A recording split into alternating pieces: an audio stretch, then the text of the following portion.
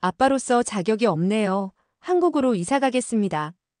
딸이 집을 나간 지 2주가 지났습니다. 아무리 동네를 뒤져도 찾을 수 없네요. 망연자실한 얼굴로 머리를 감싸고 있는 남자의 이름은 마르코. 방 안 가득한 한국 제품들을 보면서 한국을 원망하고 있는데요. 대체 무슨 사연이었길래 마르코는 이렇게 한국을 원망하는 걸까요? 그리고 왜 마르코의 딸은 집을 나간 걸까요? 지금 사연 시작합니다. 시청하시기 전에 좋아요와 구독 버튼을 눌러주시면 영상 제작에 큰 힘이 됩니다. 안녕하세요. 저는 이탈리아 나폴리에서 작은 식당을 하고 있는 마르코입니다. 제게는 사랑스러운 아내와 이제 20살이 된 딸 비앙카가 있죠. 저는 축구의 도시 이탈리아에서 나고 자랐으며 축구 선수가 되는 게 꿈이었습니다. 고등학교 때까지만 해도 유망주로 활동하면서 축구 선수의 꿈을 키워나갔죠. 하지만 시합 도중 상대 선수의 무리한 태클로 부상을 입는 바람에 축구 선수의 꿈을 접어야 했습니다. 평생을 축구만 해왔던 저는 앞으로 어떻게 살아가야 하나 막막했죠. 정말 다 포기하고 싶은 심정이었습니다. 술로 하루하루를 페인처럼 살다가 동네 이웃의 도움으로 작은 레스토랑에 취직했죠. 거기서 지금의 아내를 만나 다시 일어설 수 있었습니다. 설거지 말고는 할 줄 아는 게 없던 제게 주방의 보조 셰프였던 아내는 퇴근 후면 제게 따로 남으라고 한 뒤에 자신이 알고 있던 레시피를 하나둘씩 알려줬습니다.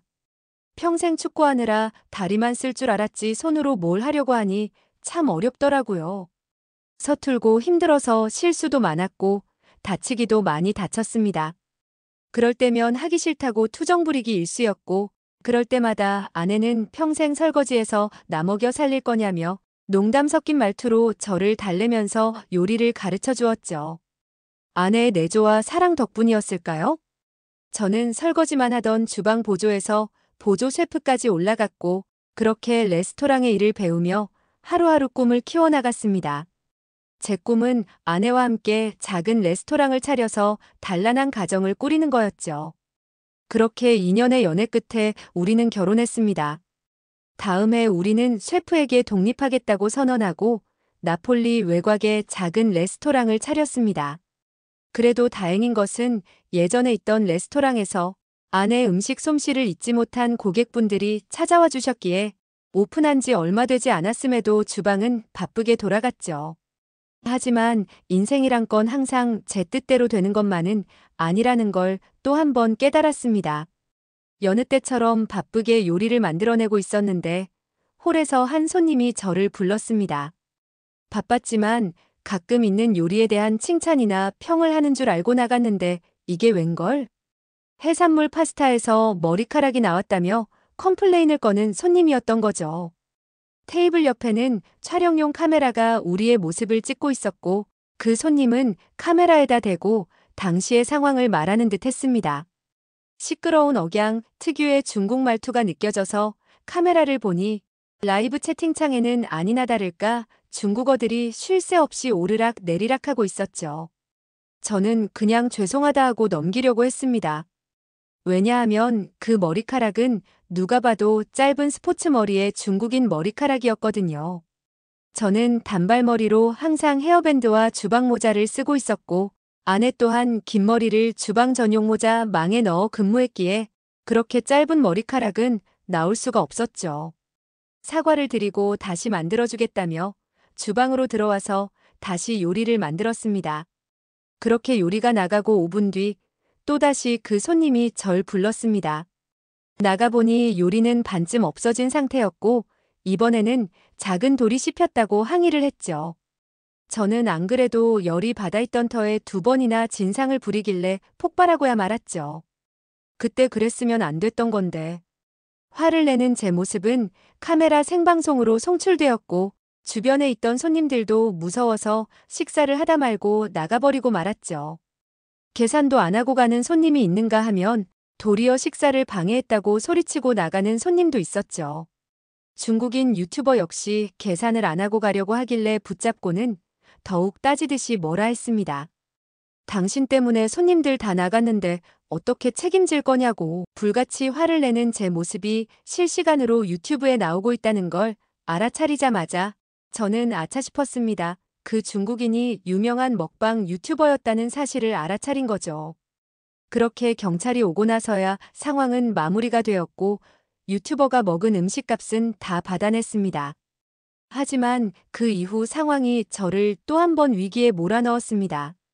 중국인 유튜버는 제 식당의 상호와 위치를 생방송으로 알렸고 이 식당은 절대 가지 말 것을 요청하면서 나폴리 여행 자체도 오지 말라고 떠들어댔죠. 유튜버 하나가 얼마나 위력적이겠냐 했지만 악몽은 현실이 되었습니다. 평소 손님의 절반이 아시아 관광객이었는데 식당의 매출이 절반 이상 줄어든 것이었습니다. 그렇게 상황이 안 좋아지자 저는 가족들에게까지 짜증을 내게 되었습니다. 딸아이 공부에 간섭하게 되고 이런저런 잔소리도 늘었죠. 또 한 번은 식당에 손질해 놓은 굴을 딸아이가 전날 밤 친구들과 와서 술 안주로 다 먹었지 뭡니까? 평소 같으면 그냥 넘어갔겠지만 오랜만에 단체 손님 예약이 잡혀서 손질해 놨었는데 막상 당일날 사용하려고 보니 거의 다 먹어치운 상황에 저도 모르게 갑자기 욱하더라고요. 이탈리아에서 굴은 엄청 고급 재료에 속하고 값도 비쌌습니다. 그리고 성수기 때문에 물량 확보도 쉽지 않았죠. 안 그래도 식당 일로 스트레스를 받고 있었는데 비앙카까지 저러니 속에서 올라오더라고요. 그래서 철 좀 들라고 불러서 한 소리 했더니 울면서 나가버리더라고요. 하라는 공부는 안 하고 방에 박혀서 맨날 한국 아이돌과 관련된 영상만 보고 있길래 평소에 가슴속에 담아뒀던 말들이 나오고야 말았죠. 그렇게 손님들을 돌려보내고 화가 머리 끝까지 나 있었는데 밤이 지나고 새벽이 되어도 비앙카는 돌아오지 않았습니다. 아내와 걱정을 하며 밤을 지샜는데도 비앙카는 돌아오지 않았죠. 무슨 일이 생긴 건 아닌가 싶어서 온 동네를 다 뒤져도 비앙카의 흔적을 찾을 순 없었습니다. 그렇게 다시 집에 돌아와서 비앙카의 방으로 가봤습니다. 방 안 벽면엔 온통 BTS 화보 브로마이드가 붙여져 있었고 저는 혹시나 하는 마음에 노트북에 검색 기록을 눌러봤습니다. 비앙카가 한국으로 가는 항공권을 예매한 흔적을 보고야 말았죠. 평소에 그렇게나 BTS 노래를 따라 부르더니 저랑 다툰 김에 한국으로 가버렸던 거였습니다. 그놈의 굴이 뭐라고 조금 먹을 수도 있는 건데 그땐 왜 그렇게 뭐라 했을까요? 이제 와서 후회해봐야 소용없었죠. 비앙카에게 아무리 연락해봐도 연락은 닿지 않았고 아내에게 말하고 한국행 비행기표를 끊었습니다. 돈도 떨어질 때가 됐고 무슨 일이 생길까봐 너무 불안하고 초조해졌습니다. 그렇게 인천공항에 도착해서 KTX를 타고 무작정 부산으로 갔습니다. 제가 아는 단서라고는 BTS가 군입대전 마지막 콘서트를 부산에서 한다는 거 말고는 없었죠. 그렇게 난생 처음 부산에 도착했습니다. 그리고는 택시를 타고 무작정 BTS 콘서트가 열리는 곳으로 가달라고 했죠. 그때 마침 휴대전화가 울렸습니다. 비앙카였죠. 비앙카는 울먹거리는 목소리로 보고 싶다고 했고 저도 미안하다고 하면서 금방 가겠다고 했죠. 알고 보니 엄마에게 연락해서 아빠가 한국으로 간 사실도 알고 있더라고요. 그렇게 우리는 부산역에서 다시 만났습니다. 쭈뼛거리며 다가오는 비앙카를 저는 달려가서 앉자마자 미안하다며 사과했습니다. 비앙카 아빠가 미안해. 그깟 굴이 뭐길래 그거 좀 먹었다고 그렇게 혼을 냈을까? 아니에요. 저도 예약 손님 주려고 준비해둔 굴을 몰래 먹은 거도 잘못했죠. 근데 너 BTS는 안 보고 이렇게 나와도 되는 거야? BTS는 어차피 줄이 길어서 지금 들어가봤자 멀리서밖에 못 봐요. 아빠, 우리 이렇게 된 거 굴이나 먹으러 갈까요? 이 상황에서 또 굴 얘기를 꺼내는 거 보니 능청 맞은 거 하나는 아내를 닮은 게 분명했습니다. 그렇게 우리를 이 먼 곳까지 오게 만든 굴을 먹기 위해 부산의 자갈치 시장으로 갔습니다. 이탈리아에선 워낙 비싸서 그래도 지역 시장을 가면 저렴하게 먹을 수 있을 것 같아서였죠. 시장에 들어서자마자 상인들의 호객행위가 이어졌고 싱싱해 보이는 해산물들이 있는 집으로 들어갔습니다. 굴을 주문하고 기다리는데 엄청 큰 양동이에 굴을 잔뜩 쌓아서 오는 거 아니겠어요? 저는 다급한 마음에 우리 이만큼 주문 안 했고 딱 10만 원만 어치만 주문했다고 하자. 사장님은 그래요. 이게 10만 원이에요. 라고 하며 무심하게 자리에 두고 가셨습니다. 순간 저와 비앙카는 어리둥절해하며 이게 정말 10만 원어치 굴인가 싶었습니다. 왜냐하면 이탈리아에선 10만 원 정도의 굴을 주문해도 몇 조각 안 나왔기 때문에 저는 그 양을 생각하고 10만 원을 주문했는데 이렇게나 많이 나온 거였죠. 저는 휴대폰으로 한국의 굴에 대해서 검색해 보았고 그제서야 웃으며 한시름 났었죠. 비앙카, 한국은 굴이 원래 이렇게 저렴한가 봐 많이 먹자. 비앙카도 놀란 얼굴이었다가 금방 행복한 표정으로 바뀌었습니다. 그렇게 정신없이 굴을 까먹다가 비앙카에게 물었죠. 우리 언제 돌아갈까? 한국 온 김에 하루만 더 있다 갈까? 제 질문에 비앙카는 굴을 입에 넣으며 꼭 돌아가야 돼? 라고 되묻고는 굴을 음미했습니다. 행복해하는 표정을 보니 장난인 건 알았지만 괜히 저를 놀리는 것 같아서 저도 말없이 굴을 까먹었습니다. 그렇게 이탈리아에서는 마음껏 먹기 힘든 굴을 한국에서 원 없이 먹으니 한국도 살기 괜찮은 곳일 것 같다는 생각이 들었습니다. 이탈리아보다 경제적으로 선진국이고 일자리도 많다고 하니 비앙카에게도 기회의 땅이 될 것 같았습니다. 굴 하나 때문에 이민 간다고 하면 동네 사람들 다 비웃을지 모르겠지만 우연히 방문한 한국은 이탈리아보다 편리한 점이 참 많을 것 같았습니다. 그렇게 딸과 굴파티를 즐기고 난 뒤 숙소로 돌아가서 진지하게 비앙카에게 물었습니다. 비앙카, 우리 정말 진지하게 한국 와서 살아보는 건 어때? 와, 아빠 아까 한 말 진심이셨어요? 비앙카의 두 눈이 동그래지며 아까 한 말이 진짜였냐며 마르코에게 되물었습니다. 두 부녀는 그날 밤 진지하게 한국 생활에 대해 의견을 나누며 잠에 들었습니다. 인천공항에서 이탈리아행 비행기를 기다리는 마르코와 비앙카. 엄마는 제가 설득할 수 있을 것 같은데 할아버지랑 할머니가 동의하실까요? 맞습니다. 아내는 비앙카의 말이라면 언제든 오케이였으나 부모님은 정든 고향을 두고 떠나는 것을 생각조차 안 하시고 계셨을 테니까요. 이탈리아에 돌아와서 시작된 비앙카의 작전은 정말 교묘하게 진행됐습니다. 한국에서 가져온 신기한 물건들에 아내는 조금씩 한국에 마음이 가기 시작했죠. 단돈 5만 원도 안 하는 전기 매트에 홀딱 반하더니 한국산 믹서기에 완전 넘어가 버렸죠. 비앙카의 계획에 아내는 금방 넘어올 것이라는 계획이 있었지만 문제는 부모님이었습니다. 먼저 한국에서 가져온 믹스커피로 유혹하려 했지만 이탈리가 어떤 나라입니까? 에스프레소의 본고장 아니겠어요? 할머니는 달콤함에 넘어갔지만 고집센 아버지는 끄떡도 안 하시더라고요. 오히려 커피는 써야지만 진정한 커피라면서 그렇게 어르신들이 좋아할 만한 한국산 과자, 전자제품을 선물해도 아버지만큼은 완강하셨습니다. 아버지는 손녀딸의 노력이 가상했는데 온 가족을 불러놓고 한 말씀 하셨죠. 난 이탈리아가 너무 좋다. 여기서 나고 자랐고 여기서 생을 마감하고 싶단다. 그러니 너희라도 한국 가서 꿈을 펼쳐봤으면 좋겠구나. 난 마음 쓰지 말고.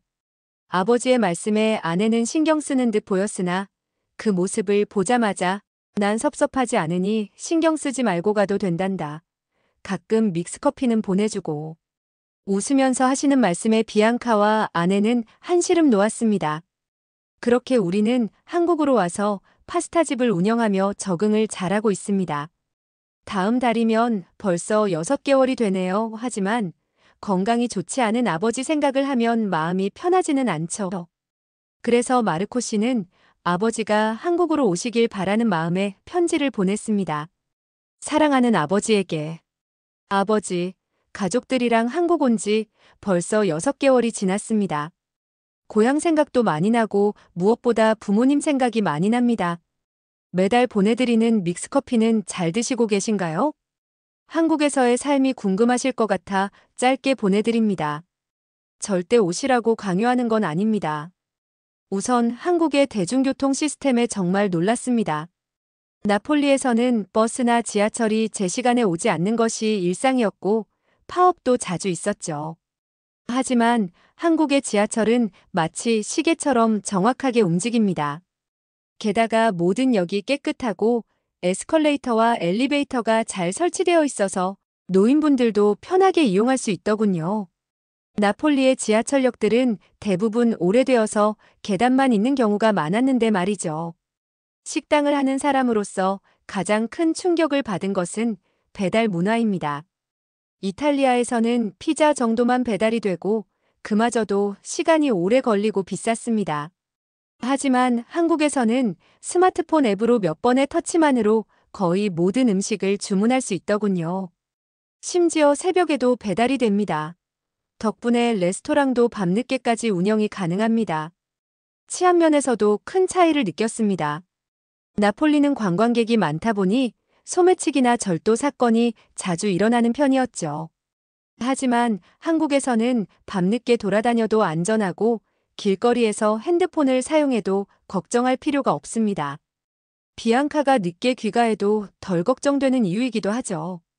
또 하나 놀라운 점은 한국의 의료 시스템입니다. 이탈리아도 공공의료 시스템이 잘 되어 있다고 생각했는데 한국의 병원은 더 효율적으로 운영되더군요. 얼마 전 감기에 걸려서 병원에 갔는데 접수부터 진료, 약 처방까지 모든 과정이 신속하게 이루어졌습니다. 이탈리아였다면 의사를 만나기까지 몇 시간은 기다려야 했을 텐데 말이죠. 제가 아버지를 꼭 한국에 모시고 싶은 이유가 의료 시스템인 것도 한몫합니다. 식재료 구매도 훨씬 편리합니다. 이탈리아에서는 대부분의 가게가 일요일에 문을 닫고 평일에도 오후 7-8시면 문을 닫습니다. 하지만 한국의 마트들은 늦게까지 영업하고 24시간 편의점도 있어서 언제든 필요한 물건을 살 수 있죠. 게다가 온라인 쇼핑으로 신선한 식재료까지 배송받을 수 있다니 정말 놀랍습니다. 인터넷 속도도 이탈리아와는 비교할 수 없을 정도로 빠릅니다.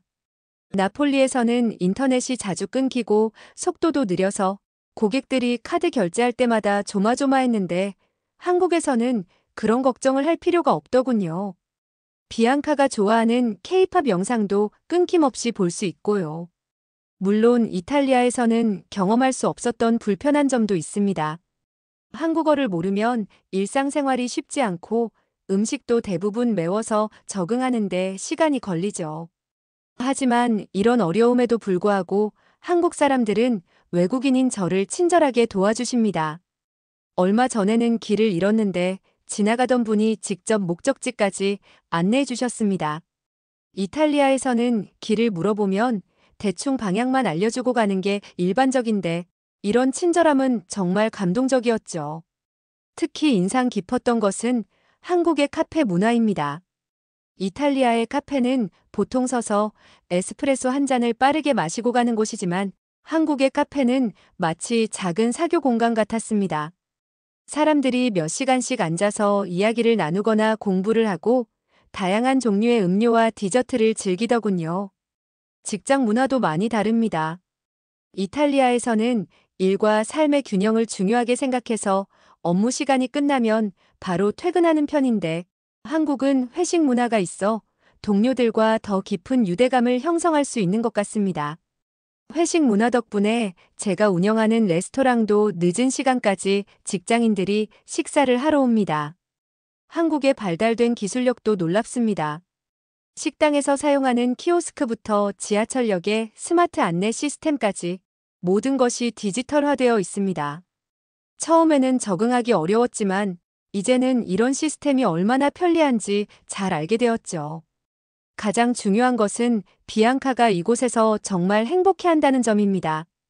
한국의 젊은이들처럼 세련되고 활기찬 모습으로 변해가는 딸을 보면서 제가 한국행을 결심한 것이 옳은 선택이었다는 확신이 듭니다.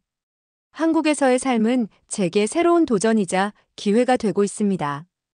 이탈리아의 여유로운 생활 방식도 좋지만 한국의 효율적이고 편리한 시스템은 분명 더 나은 삶의 질을 제공하는 것 같습니다. 앞으로도 한국에서 가족들과 함께 새로운 꿈을 이뤄나가고 싶습니다. 이 편지를 보시고 조금이라도 한국으로 오고 싶으시면 언제든지 연락주세요. 비앙카랑 공항까지 손잡고 마중 나가서 기다리겠습니다. 띠 볼리오 베네. 이탈리아에서 온 마르코 씨의 사연 어떠셨나요? 마르코 씨 가족이 마음 놓고 굴을 먹는다는 생각에 제가 다 흐뭇하고 배부르네요. 여러분들은 인생에서 추억의 음식이 있으신가요? 저는 어릴 때 어머니가 해주셨던 배추전이 제 인생에 있어서 가장 추억이 많은 음식입니다.